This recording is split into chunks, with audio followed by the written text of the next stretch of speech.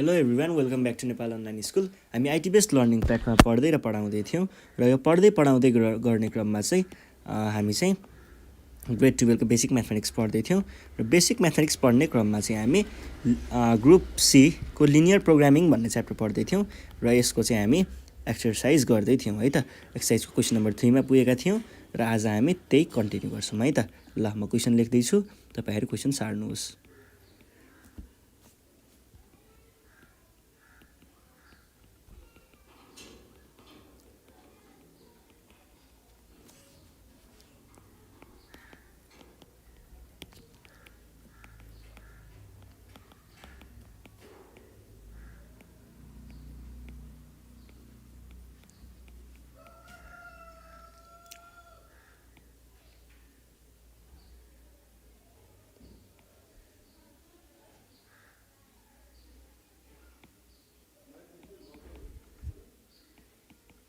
Six भनेर भन्छ र अब यसलाई चाहिँ हामी सल्भ गर्नुपर्ने छ। पहिला सुरुमा दिएका कुराहरूलाई हामीले लेख्छौँ। Given इनइक्वालिटिज are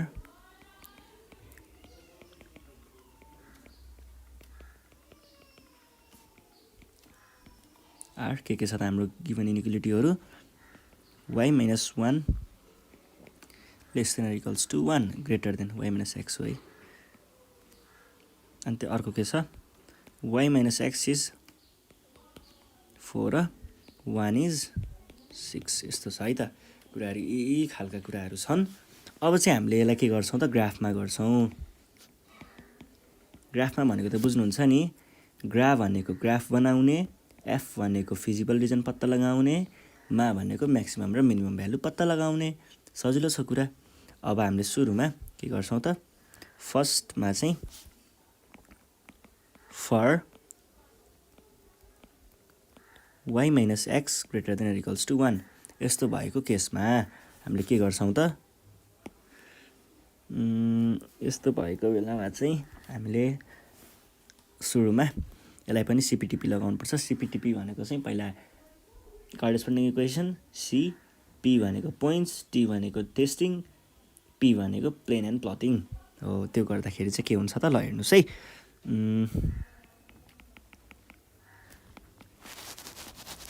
corresponding equation is के भयो त, y minus x is equals to 1 यो भइसके पछाडि हामीले अब के गर्छौँ त, यसलाई y is equals to 1 plus x पनि भन्न सक्छौँ है। यो भइसके पछाडि हामीले पोइन्ट्सहरू पत्ता लगाउनुपर्छ, पर्टिसेसहरू। यसको लागि चाहिँ हामीले सानो एउटा टेबल जस्तो बनाउने चलन छ। x को भ्यालु 0 भएको बेलामा y को भ्यालु भनेको 1 plus 0 is equals to 1 हुने रहेछ। र यदि y को भ्यालु 0 छ भने कति हुन्छ, y को भ्यालु 0 भयो भने 1 plus x or x is equals to minus 1 0 र minus 1 पोइन्ट्सहरू निस्किसकेको छ। अब हामीले टेस्ट गर्छौँ। Testing 0,0 in the given inequality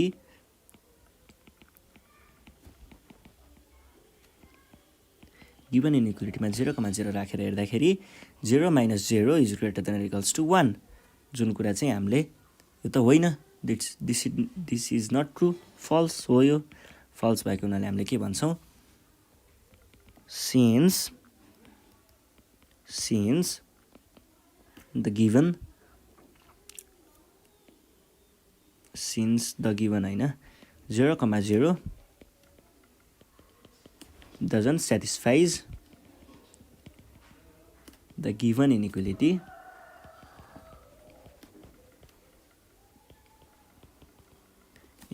so हामीले के भन्न सक्छौँ त,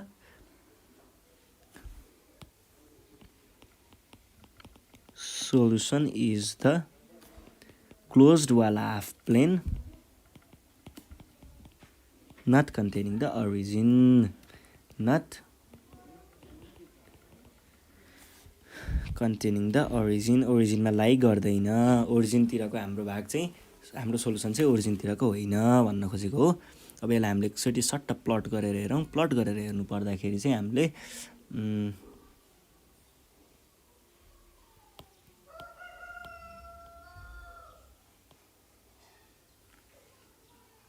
यो भयो, यो यतातिर गयो यो यतातिर गयो यसलाई y भनिन्छ यसलाई x भनिन्छ यसलाई x ड्यास भनिन्छ यसलाई y ड्यास भनिन्छ र अब हाम्रो पोइन्टहरु के छ त पोइन्टहरु भनेको एउटा थियो -1,0 भनेको यहाँ पुग्छ र 1,0 भनेको यहाँ पुग्छ अब यसलाई सर्लक्क एउटा लाइन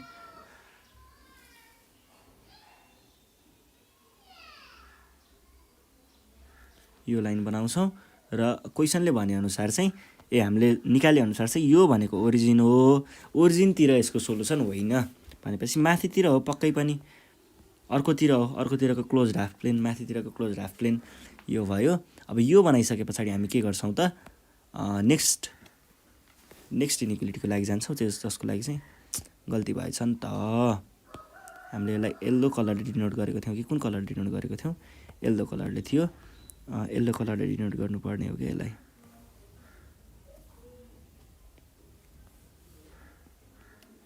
पोइन्टहरु चाहिँ लेख्दिमै यहाँनेर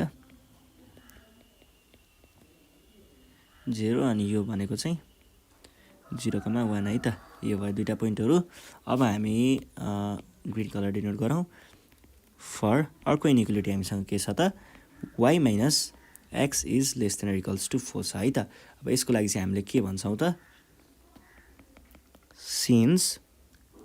since तिर कहाँ अहिले पुगिरा करेस्पोन्डिङ इक्वेसन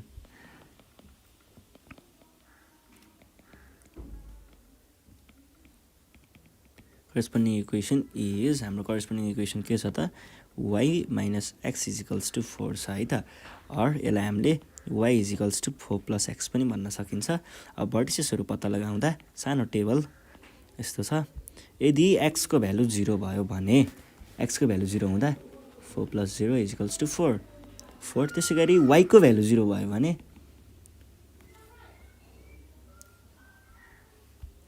के हुने भयो त यस्तो गर्न योले मलाई बिताउँछ त्यो भन्दा x को भ्यालु 3 भएको बेलामा भन्छु x को भ्यालु 3 भयो भने y is equals to 4 plus 3 is equals to 7 आउने रहेछ हो यसरी चाहिँ गर्दा ठीक छ ल अब टेस्ट गर्नु पर्यो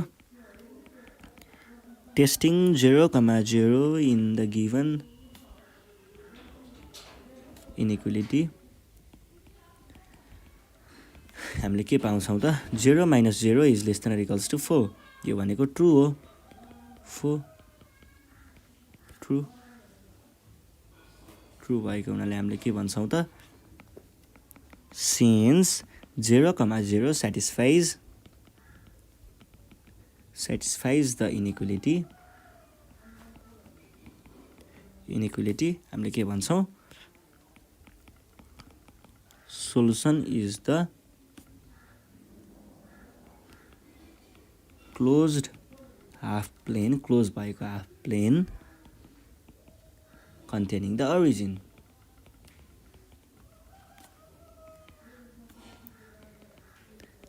लाई कन्टेन गर्छ भनेर भन्छ र अब यसको बनाउनु पर्दाखेरि 0,4 र 3,7 0,4 कहाँनेर पुग्छ त 0,4 भनेको 1 2 3 4 0,4 र अर्को 3,7 भनेको 1 2 3 1 2 3 4 5 6 7 यो भयो र यसको पनि हामीले यसरी नै बनाउनु पर्ने हुन्छ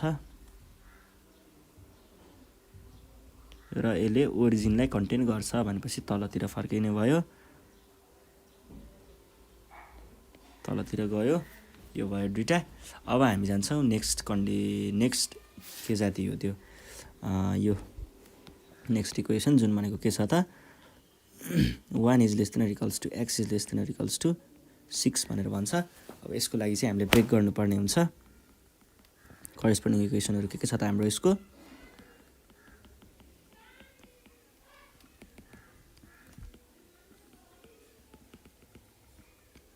corresponding equations are एउटा हुन्छ x equals to 1 र अर्को हुन्छ x equals to 6 अब for फेरि दुईटा वाला लाइन आउँछ के यसको for x equals to 1 x 1 भएको बेलामा यो भनेको के हो त line is parallel to y axis हुन्छ र testing origin in the given inequality. ओरिजिनलाई टेस्ट गर्ने बेलामा हामीसँग ओरिजिन भनेको के हो त 0,0 हो, जहाँ चाहिँ हाम्रो x को भ्यालु मात्रै छ यहाँ।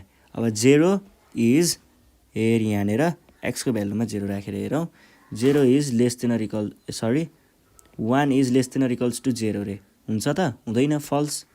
फल्स भन्छ के लेख्छौँ, since 0,0 does not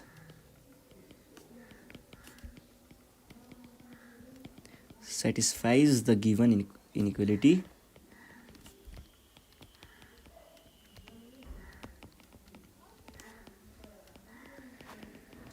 solution is the closed half plane not containing the origin। त्यसै गरी अर्को छ हाम्रो x equals to 6 वाला भाग, त्यसलाई हामीले के लेख्छौँ, for x is equals to 6 line is parallel, यो पनि प्यारलल नै हुन्छ। यस्तो खालको लाइनको तपाईहरुले नेचर पढिसक्नु भएको हुनुपर्छ पक्कै पनि, यदि छैन भने हाम्रो अगाडिको भिडियोहरु चेक गर्न सक्नुहुन्छ है त। यो भयो। अब हामीले यसमा पनि टेस्टिङ चाहिँ गर्छौं, testing origin in the given inequality। Given इनेक्वालिटीमा ओरिजिन राखेर हेर्दाखेरि 0 is less than equals to 6 भनेर भन्छ, विच इज ट्रु है त। यो ट्रु भएको हुनाले हामीले के भन्छौँ, यो ट्रु भएको हुनाले चाहिँ since the given since the given यही हो क्या, यसलाई मैले यहाँ कपी गर्छु, यो भयो र यहाँ नचाहिने कुराहरूलाई चाहिँ हटाइदिउँ। यसले सेटिस्फाई गर्छ, 0,0 सेटिस्फाई गर्छ गिवन इनइक्वालिटीलाई। So solution region is the closed half plane containing the origin भनेर भन्न सकिन्छ। अब यिनीहरूको हामीले के बनाउनु पर्ने हुन्छ त, अब यिनीहरूको हामीले प्लट गर्नु पर्दाखेरि कसरी प्लट गरिन्छ त भन्दा रेड वाला छ है, यो रेडको लागि चाहिँ रेड भयो। यो रेडको लागि चाहिँ यहाँनिर छौँ x इक्वल्स टु 1 भन्ने वाला लाइन हो, प्यारलल टु y एक्सिस, र यसले ओरिजिनलाई कन्टेन गर्दैन भनेपछि यो यतातिर फर्किनु पर्यो, राइटतिर। त्यसै गरी x इक्वल्स टु 6 भन्ने छ अर्को, 1 2 3 4 5 6 1 2 3 4 5 6 यही ठिक छ। यसको चाहिँ कुरा के छ त, फेरि यो पनि प्यारलल त प्यारलल हो, तर यसले चाहिँ ओरिजिनलाई कन्टेन गर्छ भनेपछि यो यतातिर फर्किने भयो, यतातिर फर्किने भयो। र हाम्रो कमन पोर्सन भनेको कुन हुने भयो त, यो भाग चाहिँ हाम्रो कमन पोर्सन हुने भयो है। अब यसलाई पनि हामीले के गर्छौँ त, त्यही नर्मल अरूमा गरे जस्तै सेड गर्छौँ है त, सेड गर्ने काम हुन्छ। सेड भयो भनेपछि हाम्रो के निस्क्यो त, यहाँनिर फिजिबल रिजन निस्क्यो। फिजिबल रिजन निस्किसके पछाडि हामी यहाँनिर पोइन्टहरू मार्क गर्ने गर्छौँ। पोइन्टहरू मार्क गर्ने बेलामा यो चाहिँ यसलाई ओ भन्छु मैले, ओ भने यो भनेको हेर्नुहोस् है, यहाँनिर x को भ्यालु 1 छ, x को भ्यालु 1 छ र y को भ्यालु 1 2 छ, 1,2। त्यसै गरी यहाँनिर x को भ्यालु 1 छ, y को भ्यालु 1 2 3 4 5 रहेछ है त, 1,5 भयो। यसलाई मैले ए भन्ने पोइन्ट भने। त्यसै गरी यो पोइन्टको लागि जाने पर्ने बेलामा यो भनेको x को भ्यालु चाहिँ यसमा 6 छ अनि y को भ्यालु चाहिँ 1 2 3 4 5 6 7 भनेको 6,7। त्यसै गरी माथिको लागि चाहिँ यहाँको लागि चाहिँ x को भ्यालु 6 छ, y को भ्यालु चाहिँ 7 8 9 10 हुने रहेछ। यसलाई चाहिँ मैले पोइन्ट ए बी र सी गरिदिएँ, 0 ABC। ल त्यसो भए हामीले के भन्छौँ त, अब हामीले यहाँनिर फिजिबल रिजन भन्नुपर्ने हुन्छ। Feasible region is the shaded portion enclosed by the parallelogram। कुन प्यारलेलोग्राम थियो त हामीसँग, OA BC, जहाँ चाहिँ O को पोइन्ट भनेको 1,2 थियो, A को पोइन्ट भनेको 1,5 थियो, B को पोइन्ट भनेको 6,10 थियो र C को पोइन्ट भनेको 6,7 थियो है त। अब हामीले के गर्नुपर्ने हुन्छ त यसको लागि म्याक्सिमम र मिनिमम भ्यालु निकाल्नु पर्ने हुन्छ। For maximum and minimum values of f of x, y, यसको लागि चाहिँ हामीले के गर्छौं त एउटा सानो टेबल बनाउने चलन छ। टेबल बनाऊ।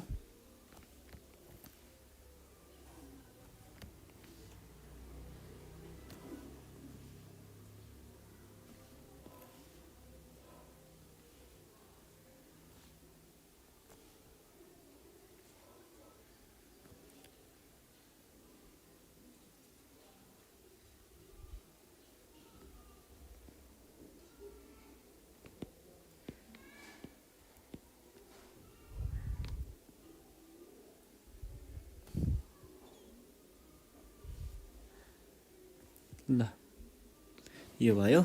अब यता अगाडिपट्टि चाहिँ हामीले के लेख्छौं त भर्टिसेस। यहाँनिर चाहिँ भ्याल्यु के को लागि त f of x, y को भ्याल्यु भनेको 4x + 5y + 20 रहेछ है त। र यतापट्टि रिमार्क्स लेख्ने चलन छ। अब हामी पोइन्टहरु हाम्रो के छ O, A, B र C छ है त। O भनेको कति छ 1,2, B, A भनेको 1,5, B भनेको 6,10 र 6,7। भ्यालुहरुले चाहिँ के हुने भयो त 4 × 0 + 5 × 0 + 20, 4 × 1 2 + 5 × 5 + 20, 4 × 6 + 5 × 10 + 20, 4 × 6 + 5 × 7 + 20 गर्दाखेरि कति आउँछ म क्याल्कुलेटर हानेर हेर्छु है। 4 × 1 + 5 × 2 + 20 गर्दाखेरि 34 आउने रहेछ। त्यसैगरी 4 र 20 20 40 40 र 44 5 × 5 त 25 हुन्छ। 25 45 49 र यहाँनिर चाहिँ 4 24 24 र 50 गर्दा 74 94 र लास्टमा चाहिँ 4 24 र 35 गर्दाखेरि 59 आउँछ। 59 मा 20 जोड्दा 79 भनेपछि हाम्रो मिनिमम भ्यालु यहाँनिर छ। मिनिमम भ्यालु र म्याक्सिमम भ्यालु यहाँनिर छ। म्याक्सिमम भ्यालु त्यसो भए हामीले लास्टमा के भन्छौं त thus the minimum value of f of x, y is कति छ त 34 8 O 1,2 र the maximum value of f of x, y is कति छ त 94 8 B point B 6,10 यति भन्दै आजको यो क्वेशनको सल्भ पनि भयो र यो सेसनबाट म चाहिँ बिदा माग्न चाहन्छु। नेक्स्ट सेसनमा फेरि पनि भेटौँला। फर्दर अरु क्वेशनहरु चाहिँ सल्भ गर्नेछौँ नेक्स्ट सेसनमा। आजको लागि चाहिँ यति नै थियो। साथीहरुलाई भिडियो शेयर गर्दै गर्नु होला, पढ्दै गर्नु होला अनि सब्स्क्राइब गर्न नबिर्सनु होला है त। धन्यवाद।